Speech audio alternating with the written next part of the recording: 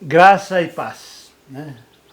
Nós estamos aqui para falar do grande amor de Deus, para pedir o seu like, o seu comentário, né? Eu quero que você faça isso e eu gostaria também de pedir as suas orações para aquilo que nós estamos sentindo do Espírito Santo de fazer. Somos apenas o cooperador, nós não somos nada, apenas cooperamos com o Espírito Santo. É Ele que faz a sua obra, né? O like nós estamos fazendo um pouco mais tarde, né, do que sempre fazemos, porque recebemos uma notícia no sábado do falecimento do pastor Nelson Salvador.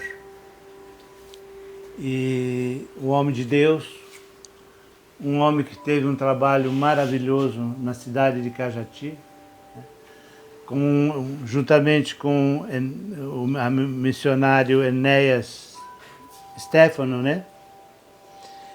E a missionária Lourdes, né? Que eles ganharam muitas almas. Começaram em cima de caminhões, começaram nas praças, e as almas começaram a ganhar, daqui a pouco as multidões começaram a surgir.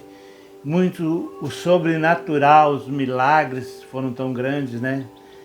E esse homem de Deus que tem um trabalho maravilhoso naquela cidade hoje, nesse fim de semana partiu para o Senhor, para morar com o Senhor, né? Mas houve muita coisa linda no ministério, muita coisa para se falar da vida do pastor Nelson, que chegou bêbado, né, na igreja. A primeira vez que ele foi para a igreja, ele foi para matar um missionário. Foi para matar um missionário com uma peixeira escondida, bêbado, e ele entrou com ódio, entrou bêbado, entrou com a peixeira e foi em direção ao púlpito, endemoniado, né? E o pastor e o missionário levantou a mão, repreendeu o demônio, repreendeu a bebida, e ele entregou a peixeira e se converteu. E saiu são, saiu sem nenhum efeito do álcool, na hora, foi um milagre. E depois depois de convertido, né, começou a se transformar na bênção que ele foi naquela cidade, nas almas, que são muitas almas ganhas para o Senhor, né? Então é isso que eu quero lembrar a vocês sobre isso. Depois, mais tarde, veio o Brasil para Cristo, né, através deles na cidade, e cresceu também muito. E eu quero dizer a você, né, que eu estava lá no seu enterro, mas ele está com o Senhor descansando. Vamos passar a mensagem, né? Eu queria fazer a mensagem e falar do amor de Cristo, falar do grande amor de Cristo, daquilo que Deus tem para hoje. Eu creio que o Espírito Santo, estamos aqui, e o Espírito Santo tem coisa nova para nós. O Espírito Santo, nós estamos aqui para cooperar com o Espírito Santo. O Espírito Santo, vem, Senhor. Estamos aqui para cooperar contigo. Estamos aqui para falar do amor de Deus e de tudo aquilo que o Senhor tem para falar com todos os corações. Nós te louvamos e te bendizemos. Amém, Jesus. Vamos lá em Romanos, capítulo 11 e verso 22, e diz assim: Considerai, portanto, a bondade e a severidade de Deus. Severidade para aqueles que caíram, e bondade para contigo, que permaneceis firmes na bondade de Deus. Pelo contrário, também sereis excluídos. Então aqui ele fala de duas coisas opostas, bondade e severidade. E é isso que nós vamos falar. Eu quero falar hoje de uma balança que tem dois pratos. A balança de Deus tem dois pratos, né? E ele não é mais amor do que justiça. E ele não é mais justiça do que amor. Quer dizer, hoje em dia se fala muito do amor de Deus, e Deus é amor. Mas também Deus é justiça. Deus é justo. E nesse prato, dois lados, há o equilíbrio da balança. Tem que haver um equilíbrio dessa balança. A balança de Deus tem dois pratos, bondade, severidade, justiça e amor, e elas têm que estar em equilíbrio. Vamos começar a falar da severidade, depois nós vamos passar para o amor, né? Deixar para o amor para o final. A severidade dos que caíram. O fim do nosso inimigo número 1. Qual é o nosso inimigo número 1? O diabo, né? Há pessoas que dizem que há uma doutrina aí que o diabo vai, no final vai se converter e volta para o céu, né? Como anjinho, os demônios vão todos se converter, né? Mas não é o que a Bíblia diz, né? A Bíblia diz o seguinte. A Bíblia diz lá em Apocalipse 10, 20. O diabo, o que o enganava, foi lançado no lago de fogo, ardente enxofre, e aonde já havia sendo confinado a besta e o falso profeta. E eles serão atormentados dia e noite, pelos séculos e séculos. Vai falar, mas pastor, tem dia e noite lá? Não. Esse dia e noite é uma figura de linguagem, é uma força de expressão. O dia e noite quer dizer em todo tempo, toda hora. Eles não vão ter sossego, né? Eles serão atormentados com um tormento acima do outro, pelos séculos e séculos. Eles não terão paz, nunca. Eles serão totalmente atormentados. É isso que a Bíblia fala do fim, né? Aquela história que muitos contam aí, que ele vai ficar, que ele vai se converter, que ele vai... Isso não é o que a Bíblia diz, né? E por quê? Porque esta é por isso que foi feito o inferno, para o diabo e seus anjos. Os homens vão lá porque quer. Mas o inferno foi feito para ele, para o diabo e para os seus anjos. É isso que Jesus nos ensina, né?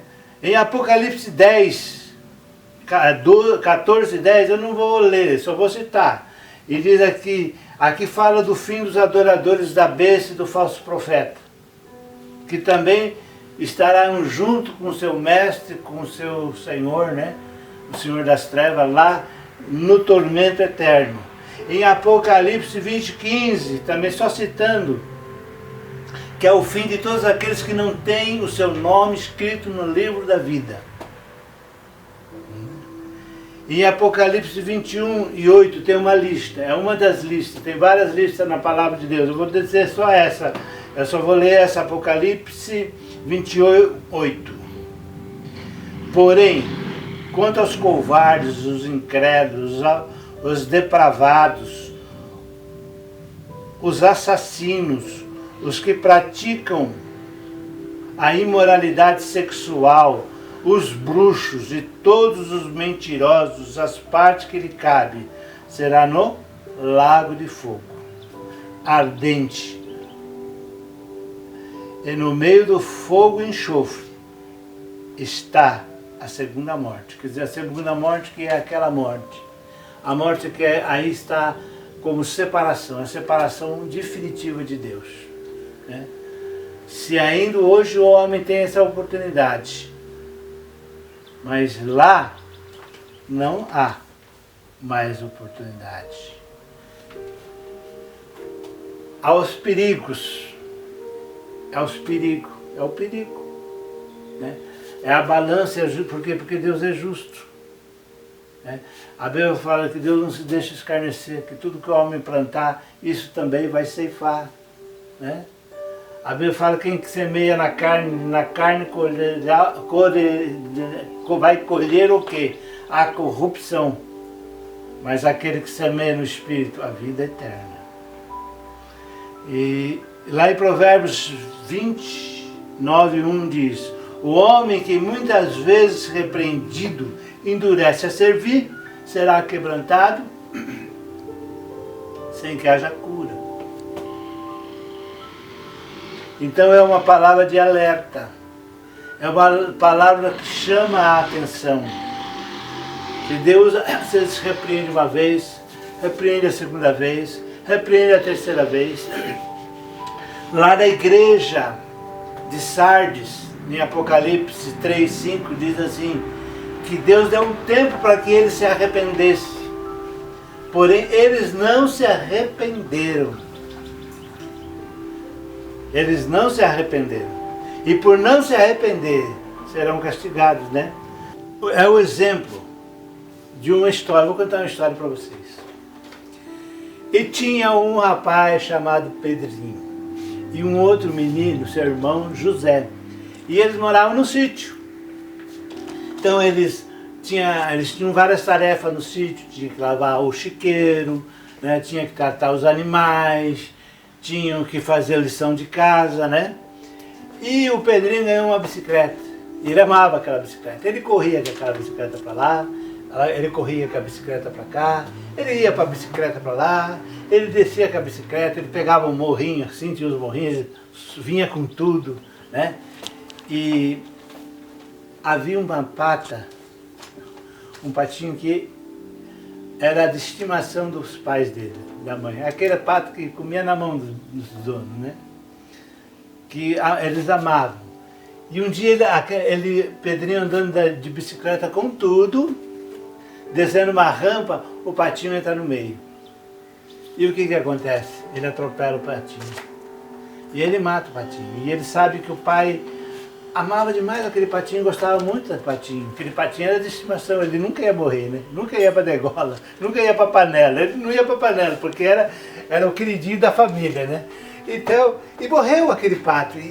E o José viu o Pedrinho atropelar, né? Ele foi lá, cavou. Parece a história até de Moisés, né? Quando enterrou lá o egípcio, né? Ah, que ninguém viu, né? E José tinha visto. E de repente Moisés fugiu, né? Mas José não tinha como fugir. Pedrinho não tinha como fugir, né? Ele morava ali, né? E o que aconteceu? O José falou assim, ó Pedro, se você... Eu não vou contar nada para o pai, porque se o pai souber, vai surrar você, né? Mas eu não vou contar nada não, pode ficar tranquilo. Só que tem uma coisa, eu quero um favor seu, que você possa fazer e tal. E assim ficou combinado, eles esconderam, assim, alguém perguntar do pato, ele fugiu, alguém roubou, ninguém precisa falar que ele matou. Tá. E foi assim. E de repente José começou, tinha um monte de louça lá para lavar, e era pro José, era o dia do José lavar, né? Aí José falou assim, ô Pedro, lava para mim. Ele falou, não, mas hoje é o seu dia, né? Daí o José fez assim, ó, quen. Como dizendo, se você não falar, se você não lavar, papai e mamãe vai saber que você matou um pato. Ele foi lá lavar. Daqui a pouco o José chega com um monte de lição de casa que a professora tinha passado e falou, ô Pedrinho, faz essa lição para mim. Fala, eu vou fazer a sua, já tenho um monte de lição para fazer, ainda vou fazer a sua. Daí ele chega para Pedro e fala, quen. Você sabe que é o quê, né? Quen, você sabe o que é, né? O quen quer dizer outra, que ele pode ser levado a levar uma surra do pai e da mãe. Então ele corria lá fazer a lição de José e lavava o chiqueiro no tempo de José, e José começou a focar, agora eu quero andar de cima da sua bicicleta. Ah, mas a bicicleta é nova, não quer não? Quen. E aí começou a surgir o quê? O abuso, né? José já estava abusando de Pedro, né? Que tudo era quen, ele tinha que fazer tudo, ele tinha que correr para cá, ele tinha que fazer. Ele começou a sofrer e ele começou a se sentir assim, angustiado, né? Poxa vida, eu quero descansar e tenho que lavar o chiqueiro, que era meu irmão que tinha que lavar, eu tenho que lavar, né? Eu quero descansar e tenho que fazer a lição dele, que a responsabilidade é dele, mas eu tenho que fazer. Ele começou a ser abusado por José. José começou a abusar, a passar dos limites, né? E ele começou a ficar angustiado, até o momento que ele falou assim, é o seguinte: quer saber de uma coisa? Eu vou diante do meu pai e da minha mãe, eu vou falar que eu matei o patinho e escondi. Aí ele chegou na frente e disse: pai, mãe, sabe o patinho que vocês gostavam, que vocês estão pensando que sumiu, que vocês não sabem o que aconteceu com eles? O que aconteceu, Pedro? Eu matei ele. Eu estava andando de bicicleta e de repente ele entrou na frente e não deu para parar. E daí eu enterrei. E José sabia. E eu não... E o pai e a mãe perdoaram, né? Não, filho. Nós gostávamos do pato, né? Mas eu imaginei que você tinha feito isso, né? Porque você estava muito diferente depois que o pato sumiu, né? E nós percebemos. Mas nós não quisemos... Foi bom que você falou. Em Salmos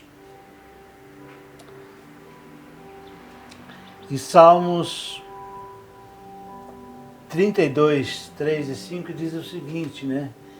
O salmista diz que enquanto ele calou, escondeu o seu pecado, a sua alma os seus ossos se apodreciam, ele se angustiava, mas um dia ele confessou o seu pecado,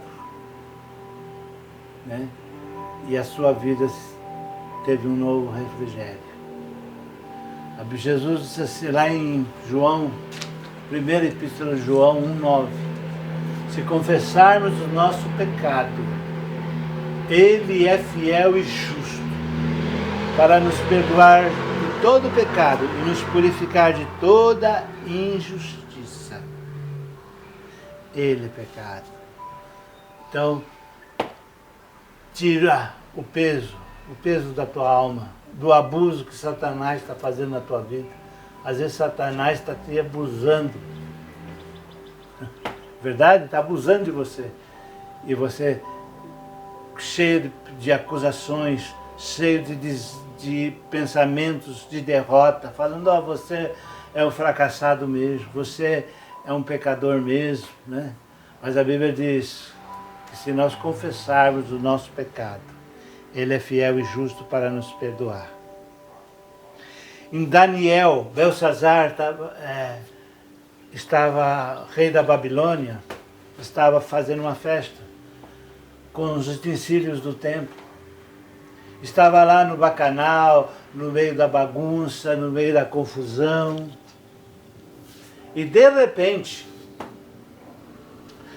ele viu uma mão escrever na parede: Mene Tekel,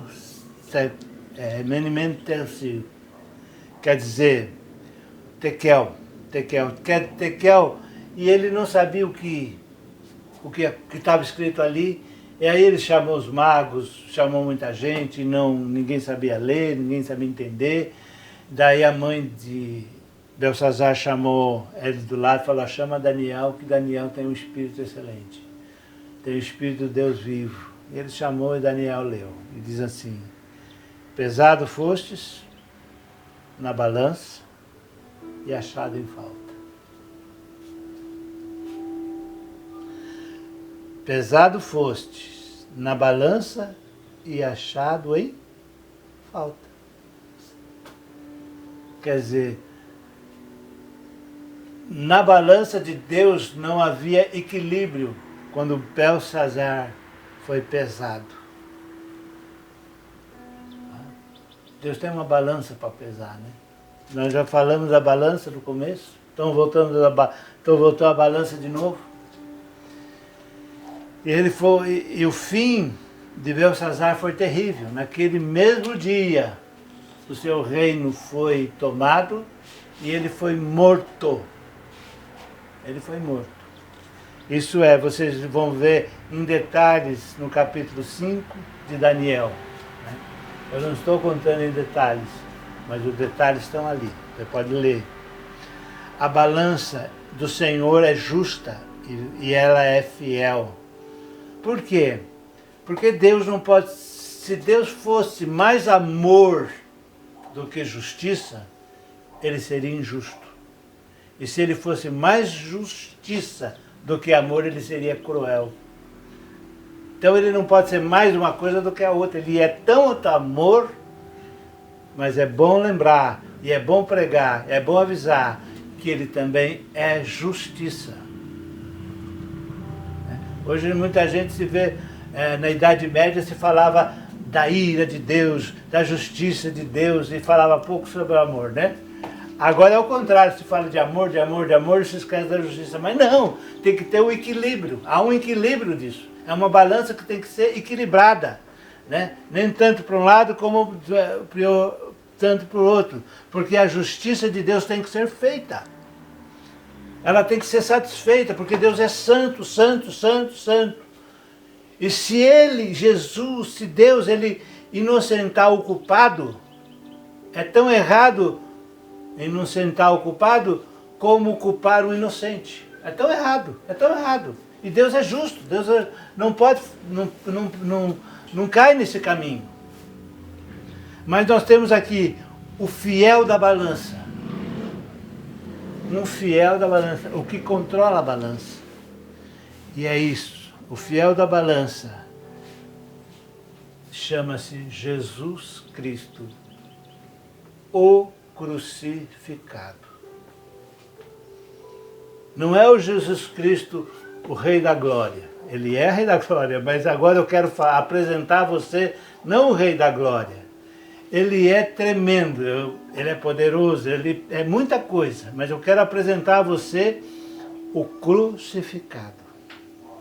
Lá em 1 Coríntios, capítulo 1, verso 23, diz assim: mas nós pregamos Cristo o crucificado, escândalos para os judeus, loucura para os gentios, mas para nós que somos salvos, é poder de Deus para todo aquele que crê. E lá no capítulo 2, e versículo 2 diz também: porque decidi não saber nada entre vós, senão Jesus Cristo o crucificado. Aleluia.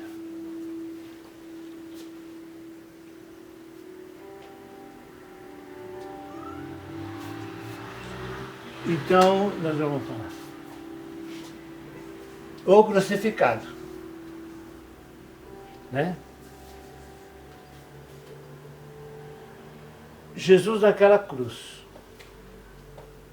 pendurado, ele estava lá. E sobre ele foi colocados os nossos pecados. A prostituição caiu sobre Jesus.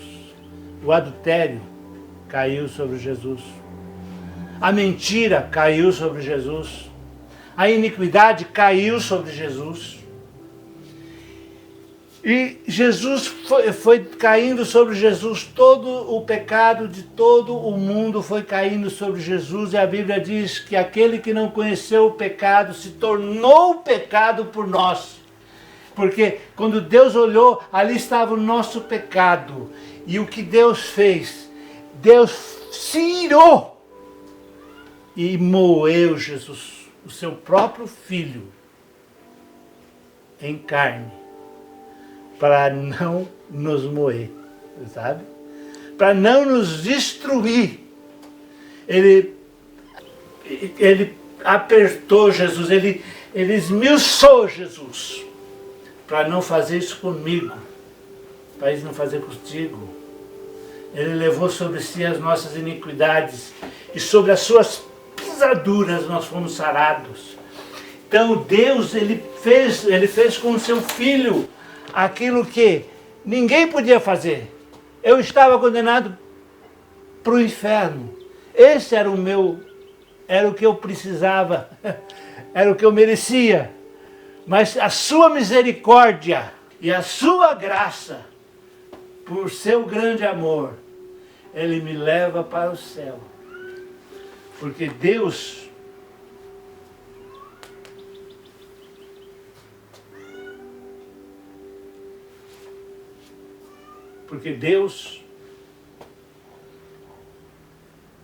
aprovou, agradou no Ele. Um raio desceu ali. O raio desceu. A ira de Deus desceu sobre aquela cruz. E aqui o lugar era meu. Era eu que tinha que estar sendo crucificado. E o lugar era teu. Era você que tinha que ser crucificado. Era você que tinha que ser pesado, porque é você que é o pecador. Mas aí o justo morre pelo injusto. E o amor triunfa sobre o juízo. O amor sempre vai triunfar sobre o juízo. Né? Então é o amor de Deus.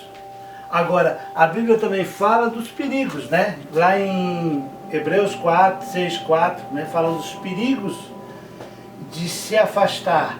Nós lemos aqueles se arrepender, de não se arrepender. Ou depois de conhecer a verdade. Por isso que a Bíblia fala assim, aquele que tiver conhecido Jesus, aqueles que participaram do Espírito Santo, aqueles que receberam a palavra, né? Estão de novo açoitando ele, né? Porque ele foi açoitado no quê? No meu lugar. Quem que devia apanhar? Açoite era eu. Quem devia levar os cravos? Era eu. Era você que devia levar a coroa, né? Mas ele, no nosso lugar ele foi. Né? Então é isso que eu quero lembrar vocês sempre. Deixar bem claro isso. Deixar bem claro que tudo que temos é porque o Senhor Jesus pagou um preço muito alto. Foi alto. A graça não é de graça. Foi pago um preço altíssimo por nossa salvação. Um preço altíssimo.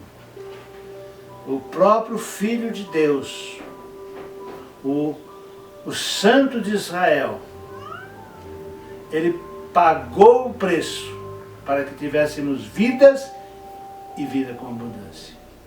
E eu quero convidar você que não aceitou a Jesus,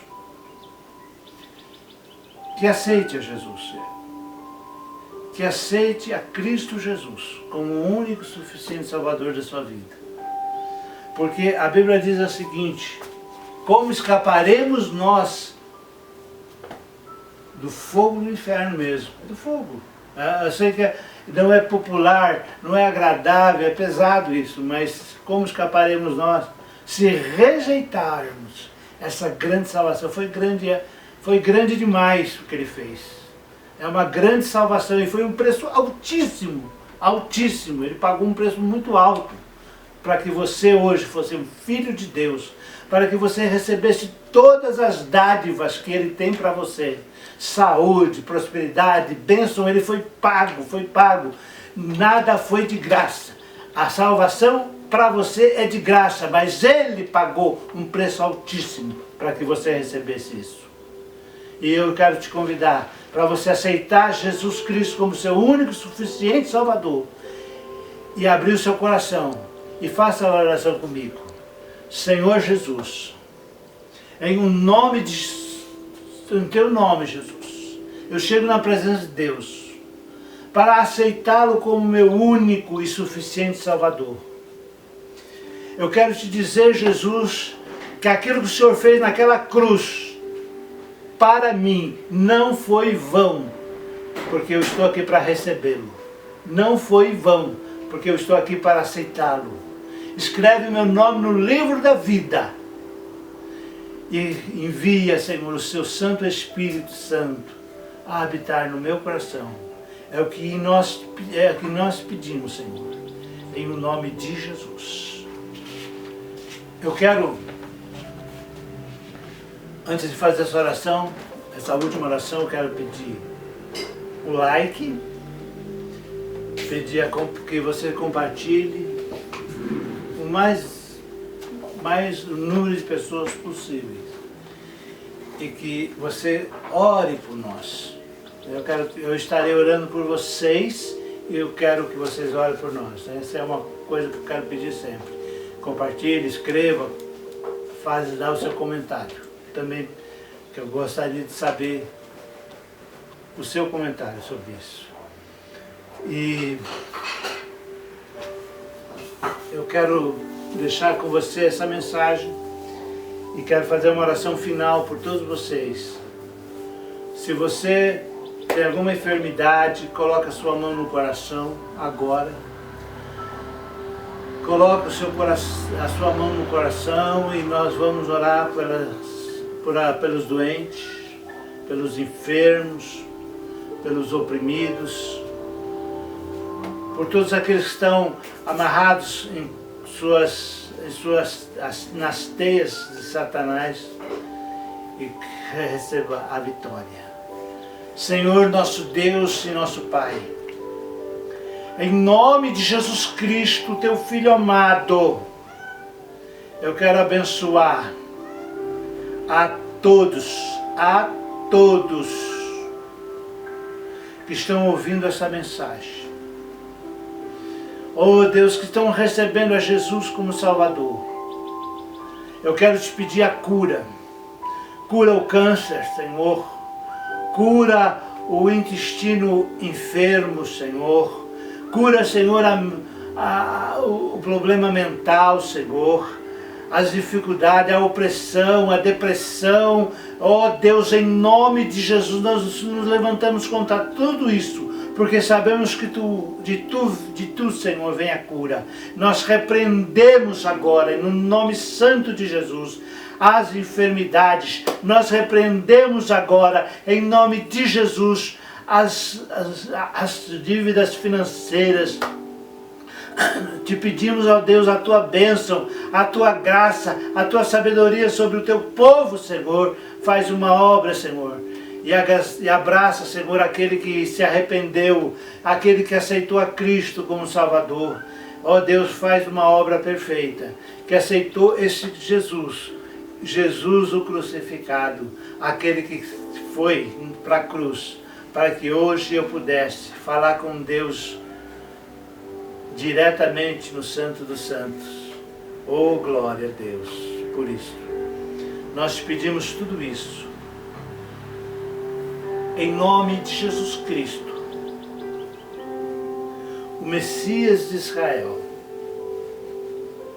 porque eu sei que Ele nos ama, porque Ele nos tem amado.